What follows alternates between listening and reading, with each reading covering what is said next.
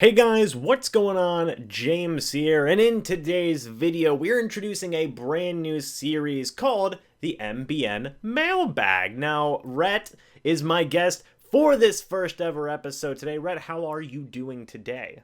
I am doing good, James. How are you doing, my man? Doing pretty good, man. So for those of you who aren't in the know, and honestly, you really should be at this point, Rhett is the host of a Buccaneers podcast, which in my opinion is, very much the most easy to listen to Buccaneers podcast on the entire platform. Okay, and I know that sounds like a We, weird compliment. we like to dumb it down for people. No, it's very easy to listen to. It sounds smooth. It sounds crisp. But you guys are very informative on the Cannon Fire podcast. You guys can check it out on every single podcasting platform as well as on YouTube. So go check them out on everything there. I myself am essentially an honorary member of the Cannon Fire podcast. I've been on there multiple times. Me and Rhett are great. Me and Evan, we are great as well. We all three work great together as a triangle of Buccaneers talk. So Rhett, thank you for being the first ever guest on this show. Thanks for having me, dude. I'm really excited about it. I appreciate that. I really do. So for this MBN mailbag, I know people are going to say, James, what the hell is this? That's a good question. So what the MBN mailbag is essentially from what you've seen from other people who do mailbags. You guys are going to submit questions, and we are going to answer them here on this platform. Now, I won't always have Rhett as my guest, although he will definitely be a very, very reoccurring guest on this platform, on this show. But you guys get to submit the questions, and we get to answer them with whatever answers we want to give. So for the purposes of this video, I did have both Billy and Cody, two of my loyal subscribers, send in some questions, so shout out to both of you guys. But if you want to submit questions, you can always email me at MrBucsNation@gmail.com with any questions you guys may have relating to the Tampa Bay Buccaneers. So Rhett, are you ready to get into some questions about this team? Yes. Beautiful. Beautiful. I So think so. all right, well, let's begin. So, Rhett, the first question we have here is about a certain trade the Buccaneers could potentially make. And it's a question that is simply this: should the Buccaneers trade O.J. Howard? Simply what the question is. Yeah. And you're putting me on the spot, too? I got to be the first one to answer it? I will put you on the spot, and then I will respond with my answer. We have talked about this topic in particular on CFP in the past, and I have this gut feeling that the Bucs are going to be trading away one of their two tight ends this offseason. I think it's either going to be Cam Brate or O.J. Howard. I've said before that I think there's more upside with O.J. Howard. I can see more reasons for the Bucs wanting to bring him back, but should they? It's subjective, man, because OJ does have a lot of trade value. We have to look at that for what it is as well. OJ does have some trade value. And I think if they want to fetch him out there, see what they can fish on a market price or see what people want to offer them, maybe they dip their toes in the pool.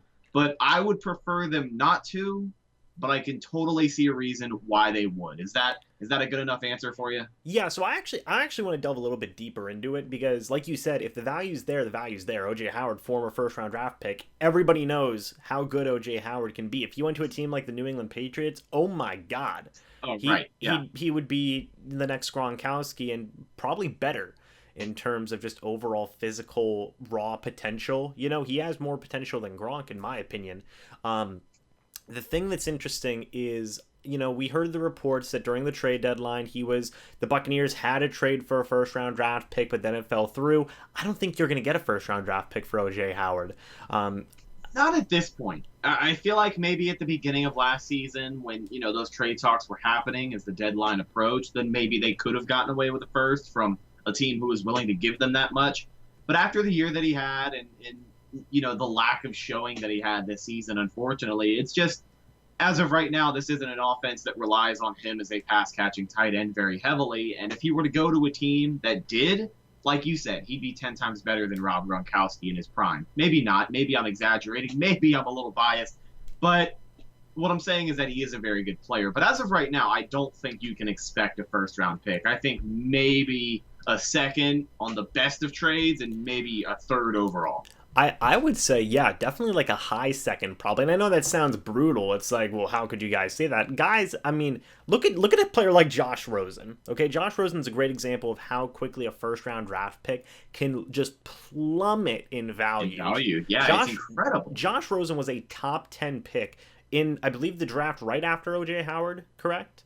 Yes. And now he's getting traded for fourth round draft picks. That's crazy. And he was just drafted 2 years ago. That's insane. Like, that's absolutely insane. So I think with a guy like OJ, I think you can't deny that pure raw potential and that raw ability. Obviously, Jason Light's going to say, no, we should probably keep him.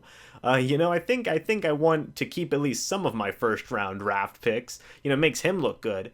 And I think that, I would even take it a step further and say instead of OJ Howard, maybe Cameron Brate gets traded, because they kept on asking questions about OJ Howard throughout the entire year. And Bruce kept on saying, the potential's there, the ability's there, it's just not coming together right now. And he kept on saying that. I didn't hear a ton of positive comments about Cameron Brate. And if I did, it was just kind of him getting lumped in together with other guys like Anthony Alclair and Tanner Hudson and guys like that. So I think I think it would be more likely that Cameron Brate were to get traded rather than OJ Howard. And Red, I want your thoughts on that.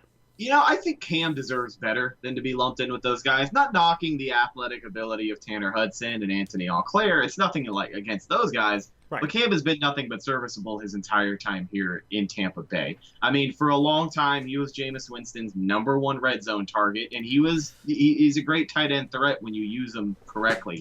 And as of right now, the Buccaneers have 2 tight ends that they don't have an offense to use correctly in. So maybe push comes to shove and Cam Brate is the one that gets traded. But also going back to what you had said about Jason Light's point of view, how he wants to see things play out. He wants to see if OJ Howard, a former first-round pick, can be successful in Tampa. Cam Brate doesn't exactly have that pressure, only because he's, just been around a little bit longer. It's hard to say that I don't expect a higher ceiling for Cam Brate towards the end of his career than I do OJ Howard if he for whatever reason works out. You know what I mean? But I don't know. You are very right. I think it could end up a situation where the Bucs decide to keep OJ and maybe Cam's the one getting traded. That's the situation that I would honestly prefer, as much as I'm a big fan of Cam Brate. I like the guy, but, push comes to shove, you got to do what you got to do. Yeah, I mean, I agree with that 100%. Like out of the two, I think Cam Brate would be more likely. It saves you more money. It's not like it's a cap-saving move if you get rid of OJ Howard, Right. You're not saving money. You save money if you trade Cameron Brate. You get maybe an extra, I don't know, a fourth, fifth, maybe a third if you trade him to the right team, like a New England Patriots, something like maybe the Pittsburgh Steelers. Both those guys could use Cameron Brate. He'd be, top starter for them. Yeah. So and that's another thing you have to take into account is like this guy that I'm putting out to the market.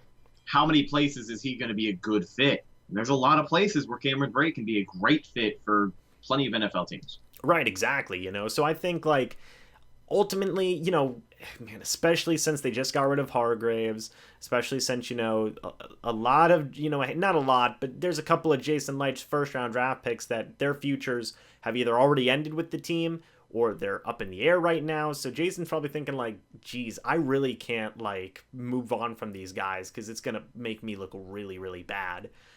So I think ultimately I would say no. Should the Buccaneers trade OJ Howard? Could they? Yeah, I guess they could, but should they? Probably not. No, I think just it's not worth it. I think that they should rather trade Cameron Brate if you had the option between the two. Yeah, I'll agree with you there. I don't think they should trade OJ. As I've said, several times up until this point, I just think the ceiling could potentially be higher with OJ Howard. I mean, if you feature him as a tight end so many times a game, he can give you some plays to remember. That's for sure. Right, I agree. All right, Rhett, so now we are going to go ahead and dive into the second question we got here. This one is pretty interesting. What should the Bucs do at safety for next year? It really brings into question the situation with Justin Evans, because that's on the forefront of a lot of people's minds. And I think just as many people have forgotten about it, because I forgot Justin Evans was still on the Bucs up until a few weeks ago. We kind of have to see how he bounces back from that injury. I would say with the talent that's there, the guys that we saw playing this year are doing a fairly good job. I mean, Jordan Whitehead is a great player. He's going to develop into someone who can do well. If they want to bring in a veteran in the secondary and they want it to be a safety, I wouldn't be opposed because, again, if the Bucs want to move away from Justin Evans, I wouldn't be super upset either. So I don't know. That's an open book. I wish I had a better answer for you, but that's not something I've been thinking about. With all of the new uniforms and the Jameis LaSick thing, I haven't thought about what they want to do in the secondary. Yeah. And we will get to those questions here in a little bit, but for me real quick on the safety position, Tony Jefferson just got released from the Baltimore Ravens. He played for Bruce Arians for a handful of years back whenever Bruce was in Arizona, Tony Jefferson was in Arizona. You could add a guy like that. Like what you said, Justin Evans, kind of wait and see if he comes back, but I don't know if you should be banking on that, because if he can't come back, you're screwed. And I think there's a lot of adjustment for Justin Evans if he were to come back. Not only does he have to adjust to learning the new defense, playing in the new defense, I'm sure sitting in bed all year, he was able to have plenty of time to learn the defense, but it's just a matter of getting in there, playing with it, seeing how he meshes with those other guys. But you brought up Jefferson from Baltimore. I like him a lot, too. That's a name that just makes way too much sense. Like you said, the connection with Bruce Arians is there, and he's a guy that I think Baltimore is going to regret letting him walk. I really think they are, because he was a big piece of what made that defense really good this year. Yeah, man, and obviously then if you add a guy like Tony Jefferson, the Buccaneers have some cap space this year. I imagine that Tony Jefferson would still cost a decent chunk of money. He's still in his late 20s, so he could still get maybe one more pretty decent payday. Yeah. And then he goes into his early 30s on whatever contract he signs. So then you'd have a safety room of Tony Jefferson, Jordan Whitehead, Mike Edwards, maybe Justin Evans, maybe Andrew Adams if you decide bring him back. All of a sudden, that becomes an insanely crowded safety room, and guys like Justin Evans when he comes back from injury, and also Mike Edwards, former third-round draft pick, those guys are getting pushed down the depth chart a little bit. So, I mean, ultimately, that the safety position, just by adding one guy, could be pretty full pretty quickly, Right, and that's kind of the interesting thing, too. You brought up, I hate to say his name again, but Justin Evans. When it comes down to Justin Evans and Andrew Adams, that's a position that I think it's going to be one or the other. You know what I mean? I think it's either going to be Andrew Adams or Justin Evans. Only because you want to see, kind of how I mentioned earlier, how Justin Evans is able to bounce back from that injury. But Andrew Adams, I mean, I just don't think they have as much stock invested into him as they do Justin Evans, a former mid-round pick guy. He's kind of been around the team. He's one of Jason Light's guys. Former second rounder. Right. With Andrew Adams, I'm not saying that the interest isn't there, but I just don't think they have as much invested in him, per se. They don't need him to pay off. Yeah, I agree with that. If honestly, if you pick between the two, it's, Justin Evans or Andrew Adams. Andrew Adams, he's just been a fringe guy on this team the past 2 years anyway, Right. But I think they would at least bring him back just to as a wait and see with Justin Evans. You know what I mean? Just kind of see, okay, well, hey, he's back, but how is he back? You know what I like? How is he coming back? You know what I mean? These are also a lot of questions that'll probably be answered during camp. Let's assume Justin Evans is healthy enough to come back for training camp in the spring. It'll probably be a battle between him and Andrew Adams, this exact scenario that we're talking about. Because a lot of these guys, I'm expecting them to stick around in camp as camp bodies if they end up being re-signed. And then again, there still are the, in particular, camp battles that we see every year. So we couldn't rule it out as something that wouldn't go away by then, Yeah. Oh, yeah. I agree 100%, man. So going to be really interesting to see what happens with that safety position. I mean, there's a lot. There's a lot that could happen. All right, Rhett. So next question here we have, and I think I'm going to go first on this one for your sake here. I don't want to keep on making you go first on these, but this question Thanks, bud. Thank you. What do you think the order of priority is in signing the defensive free agents we have? Now, I'm going to go ahead and start off because there's like four guys, and we've talked about this on the Cannon Fire podcast, but just kind of ranking those top four guys. Shaq Barrett, JPP. Man, I'm going to maybe twist it a little bit. I'm going to say Carl Nassib number 3 and then Sue number 4. That's what I'm going to say with that. Because whenever you look at the numbers, quarterback hits, sacks, it's always Shaq, then JPP, then Nassib. That's been kind of the big thing. And in my opinion, a guy like Sue, he can be replaceable. 2.5 sacks, handful of quarterback hits. That's fine as a pass rusher. His main calling was run defense. But you can find a lot of guys who can be good at run defense. Look at William Golston. Look at Raheem Nunez-Roche. And I know that obviously their play is a little bit different than Ndamukong Suh's, but you can find a guy, I think, at a cheaper option that can replace the quality of play that Suh was giving the Buccaneers, not just for pass rushes, but as well as run defense. So I kind of want to get your thoughts on your list of priorities. Well, and I think it's interesting that you brought up the replaceability of Suh, because when it comes to the order of your list, the priority list, I will agree with you. I think I'm going to put Nassib as a higher priority than Suh, because if we're looking at replacements for Suh, I mean, look no further than the first round of the draft. If for whatever reason the Bucs aren't looking to get an offensive lineman at pick number 14, a guy that you've heard talked about several times, Jovan Kinlaw, I think is arguably maybe a better pass rusher, like is getting to the quarterback than Ndamukong Suh could be. I think he's a little bit more athletic.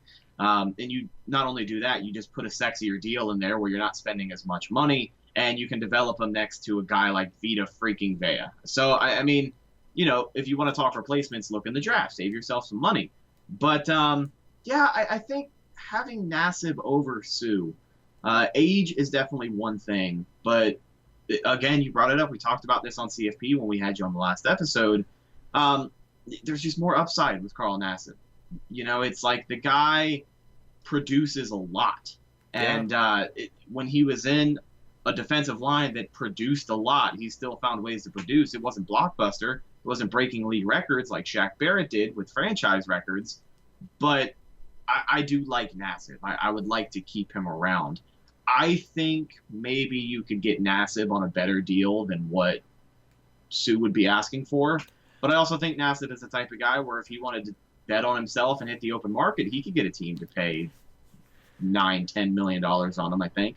So, I don't know. It comes down to numbers, but I like Nassib over Suh. I'll say that. I agree with you on that one.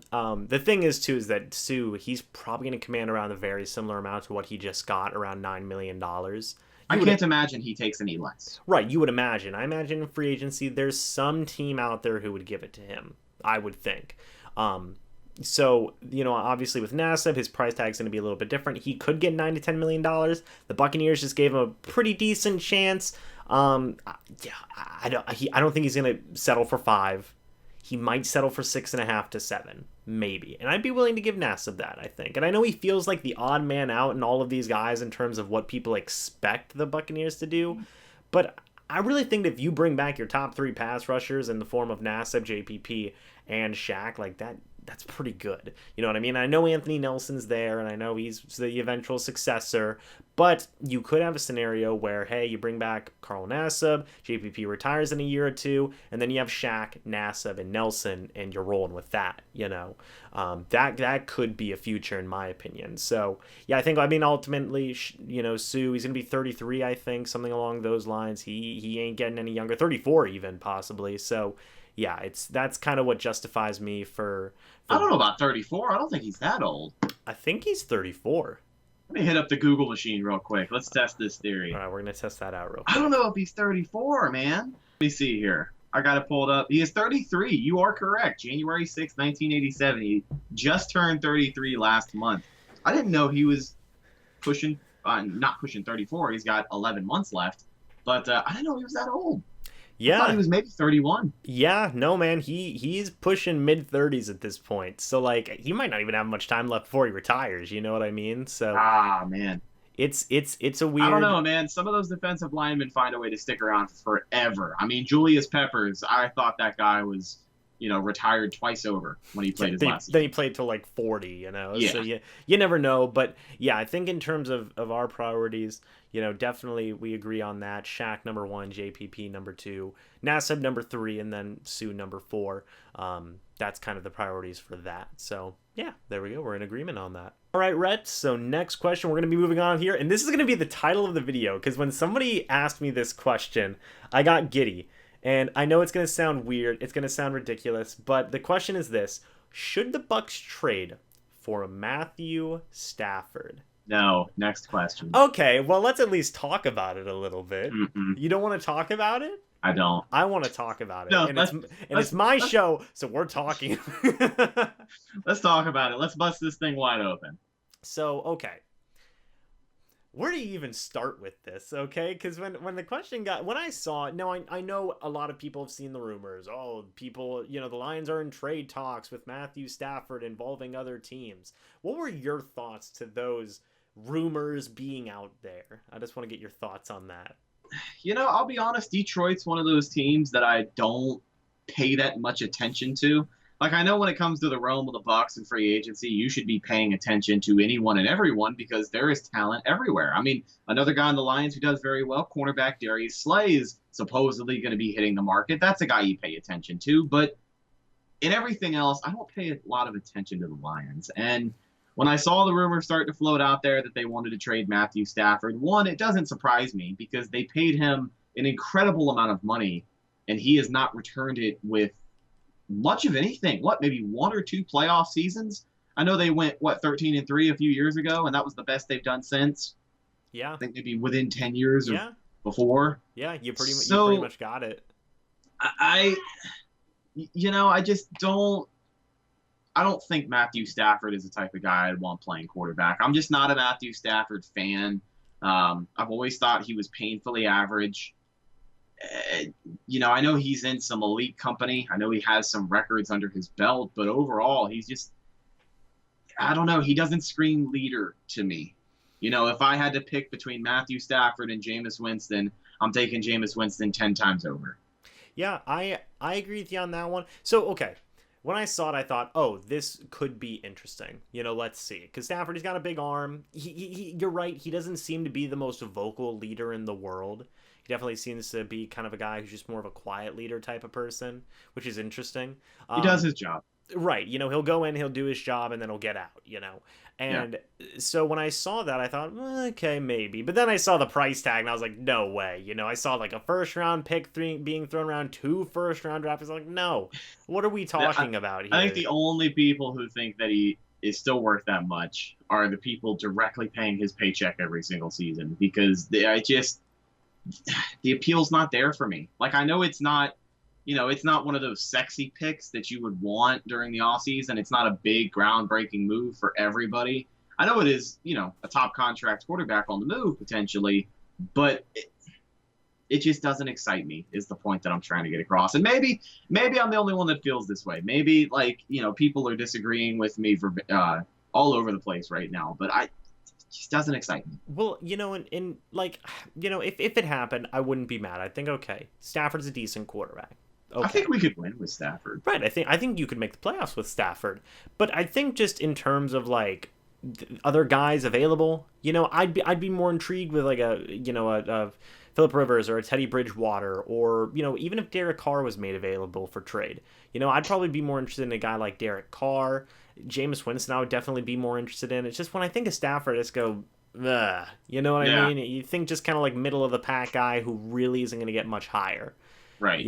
So that was definitely interesting to me in terms of when I was looking into the whole Matthew Stafford situation. I don't think he'll get moved ultimately. I really don't think he will. I think they're pretty much just going to stay with him until he's done-zoed, or until he definitely gets up to his mid to late 30s at least. So in terms of that, I would say, should the Bucs trade for Matthew Stafford? No. Could they? I guess you can never count that out. Bruce Arians has definitely been saying stuff along the lines of, well, let's see who's available. Let's see what trade prices are, which, by the way, that was a really interesting comment that he made in terms of, what's behind door number 2, what are the trade values, who's going to get let go, what's going on. I mean, he's also been saying that for a while. He said that at his closer press conference at the end of the year. He kind of said that leading up to the end of the season, right when things started to turn sour for Jameis, was when he started saying, maybe we'll look at other options. But specifically, he never mentioned trade values. He just said, who's available, right, in terms of free agency. He never mentioned trade values, which really interested me because I immediately just flashed back to whenever he traded for Carson Palmer when he was 32. And I thought, oh, wait a minute. So you never know. You never count out Bruce, but I will say that was interesting that he did mention trade values for the first time. Kind of like, what are you talking about, Bruce? But should they? Will they? Probably not. Probably not. So, but still, I thought it was a great, great conversation topic. I think it's always interesting hearing Bruce talk because he always has like a golden nugget that everybody just runs with. And I mean, if anyone makes it entertaining at the podium, it's definitely BA. Okay, so Rhett, we're gonna move on to the next question here. This one, okay, I strongly disagree with this. Okay, and I will state my case here in a minute. I know you look very quizzical looked right now. Okay, I'm very curious as to what you're gonna say because I feel like it's something that I'm either going to strongly agree with or strongly disagree with because I think up until this point we've pretty much been on the same page. So who do we think will be added at running back to help Ronald Jones? Now, I'm going to give my answer. They don't need to add anybody. They don't need to do it. Just make Ronald Jones your 3-down running back. Rhett, I did some math today when I was at work, and I thought, okay, let's take half of Payton Barbour's carries and give them to Ronald Jones. And if you did that, Ronald Jones would have had 1,000 yards this year. They were only less than 20 carries in difference between Payton Barbour and Ronald Jones. If you give Ronald Jones half of Payton Barbour's carries, like a normal running back, where, 75-25 split, Ronald Jones would have been a 1,000-yard running back. Just give the man the ball more, okay? And I've seen tons of people say, we got to add a running back in the second round. We got to add another reliable running back. We took a running back in the second round, very early in the second round. His name's Ronald Jones. Just go with him. That's all you got to do, in my opinion. And, I'm going to stop here. I'm going to let you get a word in now. What do you think about this? Because me, honestly, don't add anybody. Well, I'll agree with you in the sense that I think Ronald Jones should be the featured back. I think we've seen more than enough from him that shows that he's ready to get 20 carries a game. I would be all for it because I think he can be productive after a very lackluster first year. Second year, he really found his rhythm in a new offense. And I think, he's the type of guy where you can run first and ask questions later because he's very confident as a running back. And I think he can develop even more if he's getting the carries that he deserves. I was yelling so many times this past season that he should be getting the ball more. So I agree with you in that sense. Now, in the next thing, when it comes to adding a running back, I'm not going to say that I want to add a running back, but Payton Barbour is the big question mark in that whole situation. Is he good enough to fetch a price from other teams in free agency? Because before last season, I had kind of talked about it. I think Payton Barbour could play okay enough to where maybe he could bet on himself and go make a little bit more money on another team. I don't know if that question was exactly answered for us this past season, but if he is, a guy that makes sense is David Johnson out of Arizona, of course. I mean, I think signs are kind of pointing that they're going to keep him over there. I don't know how much more that has developed since I've last heard, but I've talked with Evan about it plenty of times before. And David Johnson is a name that makes sense. So do I think they should add a running back? I don't know. But I definitely think they should give Ronald Jones 10 more carries a game. I think he should be our featured back, whether Payton Barbour is here or not. So first on the Payton Barbour thing, I really think his price tag dropped from last season. It might have. And I think that's, if it did, I think that's more incentive for the Bucs to keep him around.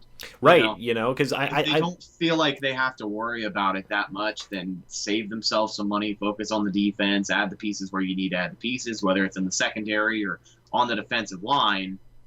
Save money on running back, get Payton Barbour for cheap, and then let Ronald Jones be your featured back. If you want to go that route.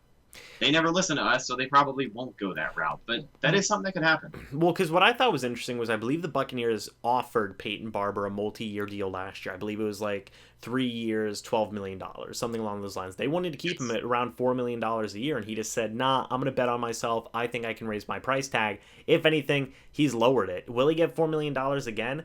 I'm sure the Bucs would offer it, probably to keep him as a backup, maybe a little bit of a fringe starter, whatever they want to do with him. But I think that other teams aren't going to offer him $4 million. There's a lot of running backs out there that are kind of have a very similar skill set to Payton Barbour, So I think that the Bucs wanting to keep him probably would end up being at least Payton Barbour's best bet. So like what you said, if they can get him a little bit cheaper, get him on a little bit of a more manageable deal, save a little bit of money there, I think that Payton Barbour would be a fine backup running back and just give Ronald Jones more carries. But the one scenario where I am fine with the Buccaneers adding a running back is David Johnson. Now, I don't know how you got to get him. I've seen talk where, it's, do you remember the Brock Osweiler trade that was done between the Miami Dolphins and the Cleveland Browns, where I believe it was Miami or somebody, Miami got a second round draft pick and they ate a ton of Brock Osweiler's salary or something along those lines. Yeah. I could see a similar scenario, something along those lines of, well, maybe, actually, no, wait, hold on. I think I'm getting the situation wrong. Okay. How was this described to me? It was described to me as the Cardinals get a draft pick. They eat a chunk of David Johnson's salary, and then they give David Johnson away to a team. So it's like you get something, because, obviously if you release David Johnson, you basically give up something to get something. Right. So it's like you're paying for a draft pick. You know what I mean? So like they would pay for like, I don't know, a 5th, 6th round draft pick, but it would cost them a chunk of David Johnson's salary. Whereas if they released him, then you would get nothing. Right. So I think that was the idea proposed. I had it mixed up a little bit in my head, but that is a scenario where I could see it possibly working, so that way you don't have to eat a ton of David Johnson's cap. Yeah, you give up a late round draft pick, but it's a late round draft pick. It's fine. And you get a compliment to Ronald Jones, maybe even a starter over Ronald Jones, because I have a lot of faith in David Johnson. That would be the one scenario where I think, okay, let's add a running back. But aside from that, just give Ronald Jones the ball more. Payton Barbour can come back, do whatever you want with Dario Ogunbowale, and we'll figure it out. So, yeah, those are my thoughts on the running back situation. Right, Rhett, so now we are on to our second to last question here. The last one's going to be interesting, by the way. So, second to last question here. What are your thoughts on the new uniforms coming? I won't be able to give you more in-depth thoughts until I see the new uniforms, but I do think it was time for a change. People, I don't know where people are getting this narrative that the Bucs change their uniforms every few years. Let's talk about the Jaguars, okay? Those guys have changed their uniforms maybe 4 times in the past 10 years. Yeah. Bucs have changed them twice in 45 years. So we need to settle down just a little bit. But I do think it was time for a change. I think they tried to do something a little bit out there and modernized for our current uniforms, and I just don't think it translated very well. I want to hope for a more simple look. I want them to go back to the Super Bowl uniforms, modernize them just a little bit, maybe change the number font, add some extra color highlights here and there, keep the helmet the same. I like the pewter. I like the flag. Don't want them to go away from the flag logo because that is literally our show logo. So, I mean, At least then it wouldn't get you in trouble anymore. Yeah, right? Potentially.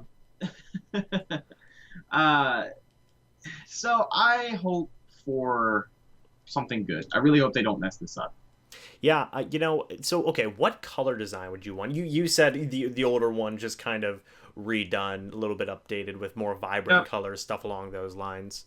Red and pewter. I actually posted on our social media, Facebook, Instagram, and Twitter at Cannon Fire Podcast. Shameless plug there. But if you want to go there, there was one uniform mock-up that I had posted, and that's it for me. That's what I would want. That's exactly what I would want them to do. Exactly what I want it to look like, the numbers down to the small details. And then the 2 alternates that they had a 1 orange jersey alternate and then an all pewter alternate. I thought both of them looked fantastic. So if you want to go check that out, it's on our social media. But that's the idea, is I want a simplified version of what worked the best. And so far, the red and pewter Super Bowl uniforms worked the best. I mean, we could still be wearing those today and be one of the nicest looking teams in the NFL. Yeah, I really don't, I get it. You want to be more modern, but the Glazers already had their own uniforms there. You know what I mean? They had moved on from the creamsicle. They had, their ones from the early 90s into the, or late 90s and the early 2000s. That was kind of their uniforms. I was a little surprised when they updated them. Right.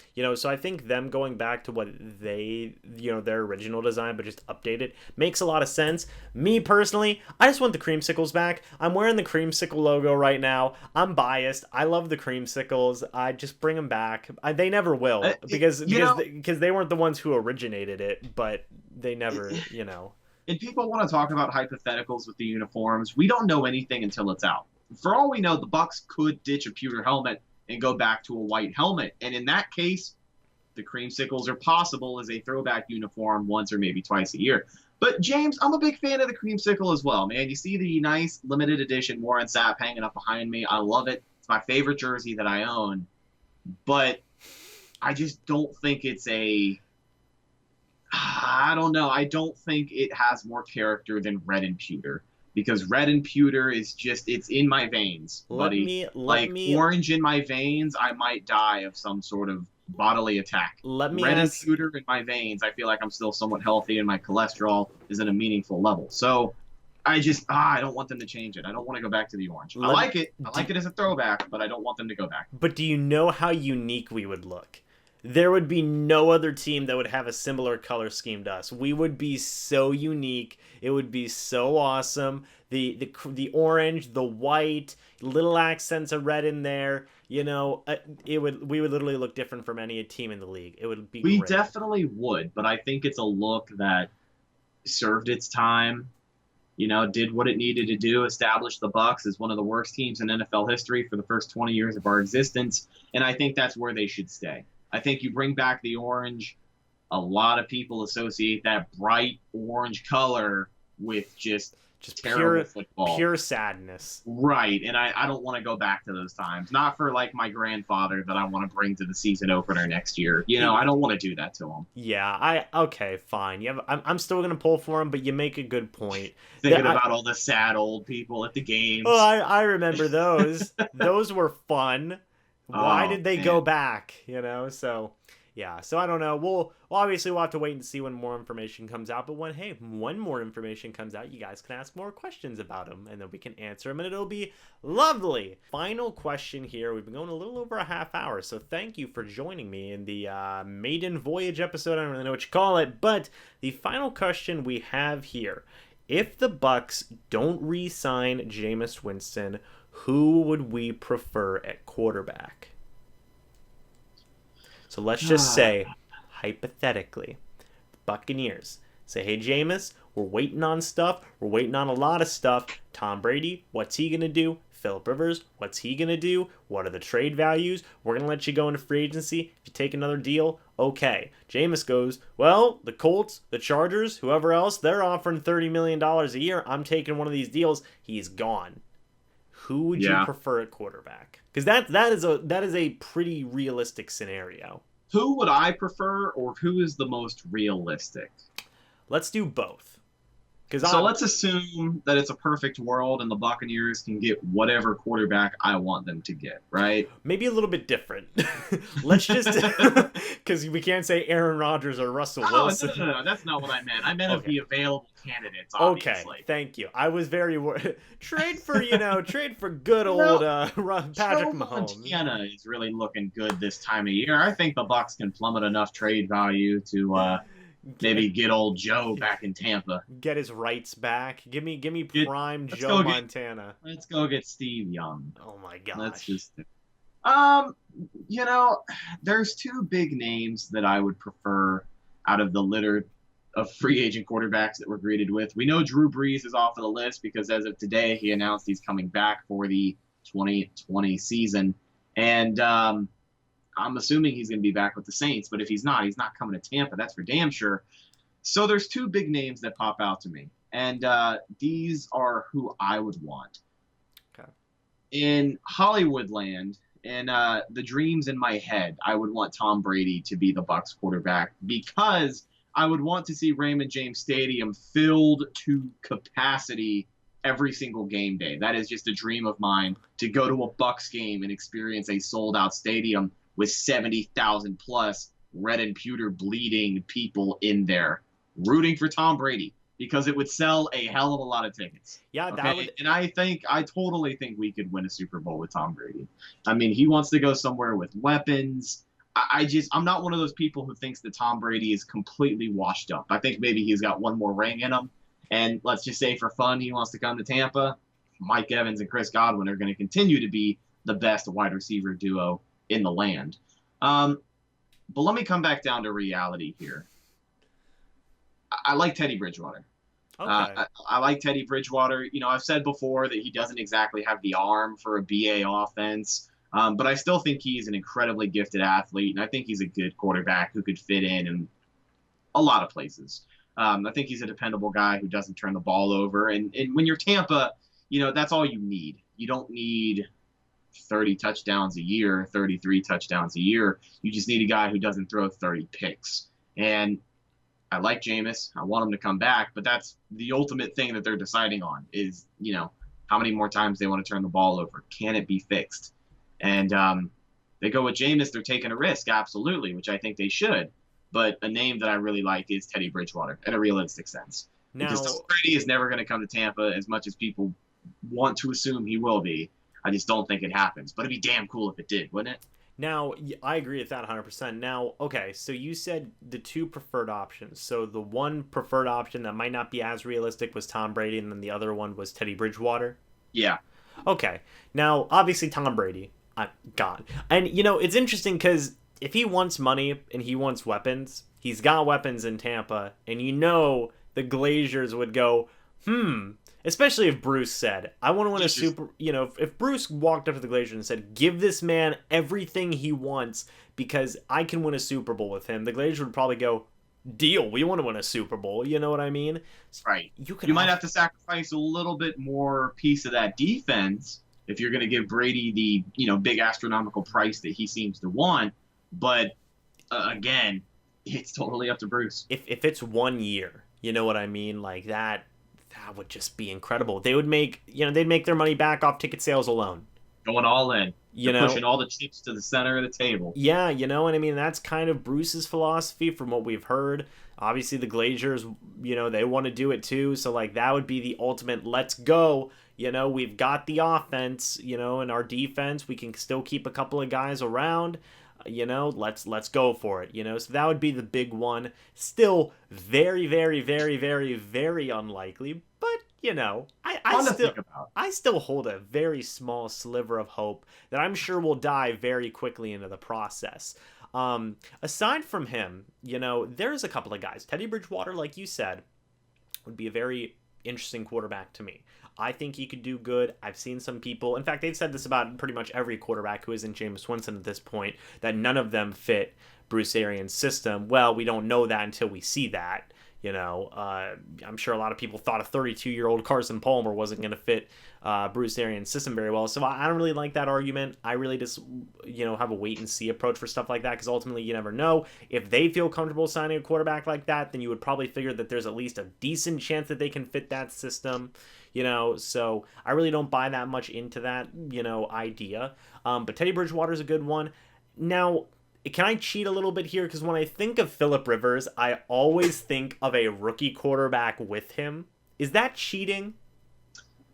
No. Because in the general sense of your question, yes, but I will let you continue. Because it's gonna be a package. There's no way that you sign, even Tom Brady, there's no way that you sign one of those guys without drafting a quarterback. That would make no sense. Especially if it's a 1, 2, 3 year deal with some sort of exit plan. Like, you're going to cover your ass and you're going to draft a guy that could potentially be good after sitting on the bench for 1 or 2 seasons behind some of the best in the game. Right. So I get what you mean. It's a given. Right. So I kind of prefer that option of Phillip Rivers and a rookie. And I know Phillip Rivers, 38, declining, really declining. People can say that. I still think that you can get, 2 good years out of Phillip Rivers. He said he wants to play 2 years maximum. You do that. Wherever you decide to draft a rookie quarterback, in the first round, second round, it's got to be in the top 3 rounds, in my opinion, just to at least consider that guy as a future quarterback for this team. And I think that really sets the foundation moving forward. And that's kind of what I like is that longevity. You can have that with Bridgewater too. He's only 27 years old, but I really like the idea of bringing in a guy like Phillip Rivers or Tom Brady to the extreme, and having a guy not only be behind Phillip Rivers, who I know some people have said potential Hall of Famer, could be, maybe not. If so, it'd take him a while. But if anything, very, very long-term great quarterback in the NFL for, however many years, 16, 17, 18 years.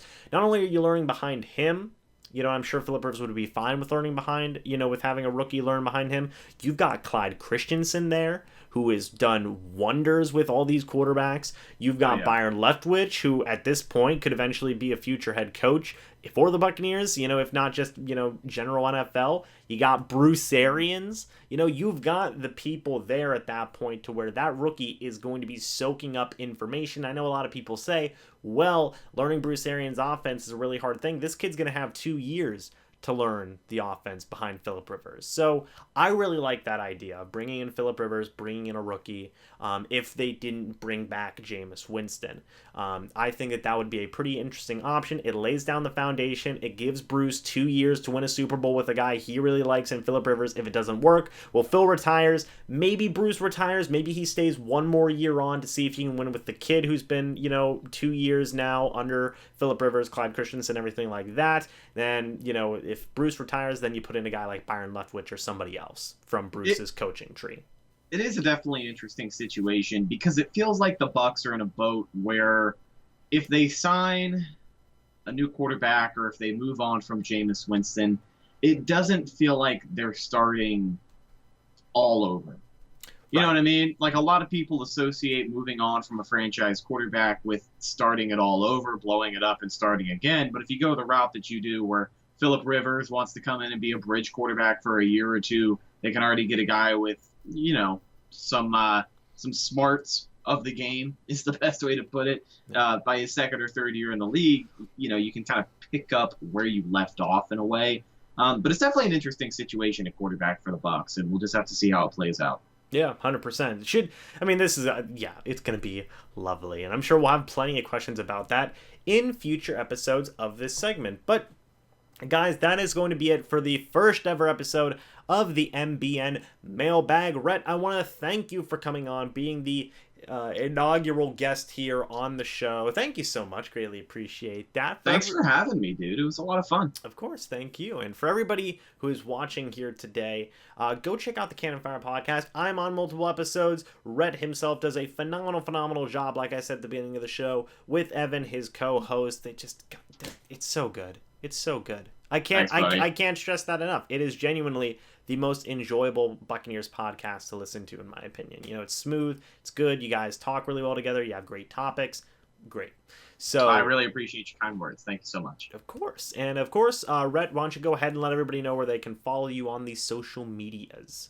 Absolutely. So you can follow the show itself on Facebook, Instagram, and Twitter. All of those are Cannon Fire Podcast. That is your number one place to go for all updates on the show and anything we're going to be doing program-wise.